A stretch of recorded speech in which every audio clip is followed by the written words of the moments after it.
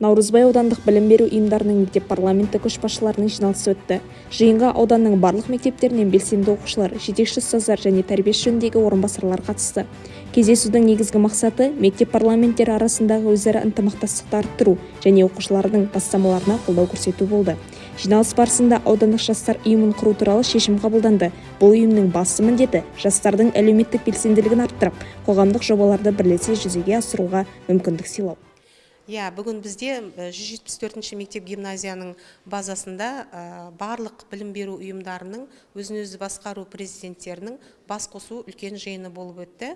Біздің мақсатымыз алдағы уақытта аудан бойынша білім беру мекемелеріндегі өзін-өзі басқару президенттерінің бірлескен ұйымын құру, ұйым тұжырымдамасы, ұйым туралы жоспарлары алдағы уақытта жасалынып жатыр.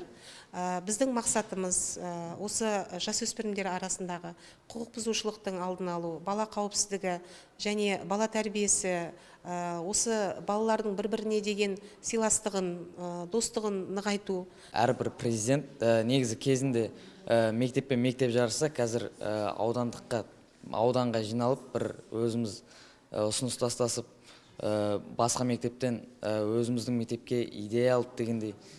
Ұйымдастыру деңгейі қандай деп ойлайсыз? Ұйымдастыру деңгейі өте жақсы, жиын күшті өтті, мән мағынасы бар.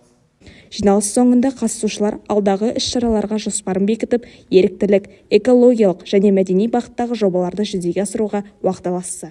Забира Якуб, Мирла Ғайсарқызы, Зияда Әділетқызы, Ұрпағыны медиа. Наурызбай ауданындағы мектептер арасында дәстүрлі волейбол турнирі өтті. Бұл шара оқушылардың спортқа қызығушылығын арттырып, салауатты өмір салтын насихаттауға бағытталған. Биыл турнирге ауданның барлық мектептері қатысып, тартысты ойын өрбіді. Әр команда өз мектебінің намысы үшін бар күшін салып, бірлік пен табандылық танытты. Біз бұл жарысқа көп дайындалған жоқпыз. Бізде дайындық қатты аз, қатты көп те демеймін, бірақ жақсы дайындалдық. Бұл ойында біз өзіміздің дайындығымызға қарай жақсы дәрежеде ойнаған секілдіміз. Өзімнің ойымда. Шара барысында біз қалалық спорттық оқыту орталығының спорт әдіскерінен сұхбат алдық. Әдіскер мұндай турнирлердің оқушылардың дене дайындығын нығайтып, ұйымшылдықты дамытуға ықпал ететінін айтты. Ойындар өте қызықты өтуде. Қазір сол ойынды тамашалауға келдік. Бұл ұлттық мектеп лигасы деген жалпы бұл республикалық жоба. Олардың 4 кезеңі бар: аймақтық, аудандық және қалалық және республикалық. Осы аймақтан жеңгендер аудандық жарыстан бірінші орын алған командалар, қалалықтан бірінші орын алғандар республикалық жарысқа дейін шыға беретін болады. Білім беру саласында цифрлық технологияларға арналған жас мамандар апталығы ашылды.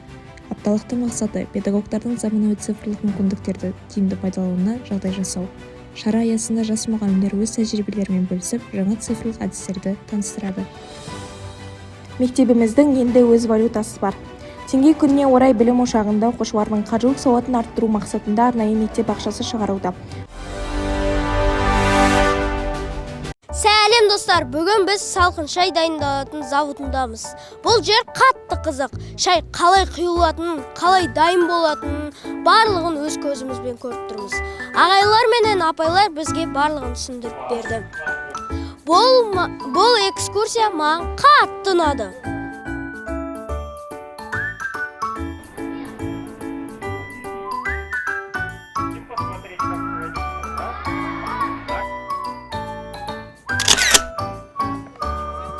Біз осы 2025-2026 оқу жылында біздер атанам және мектеп атты жоба аясында түрлі іс-шараларды басталған болатымыз. Осы қараша айына Максичай өндіріс орнына келіп балаларды көзбен көрсетіп, әрбір өндіріс орнында ертең ғылымға бейімдеу мақсатында осында келген болатымыз.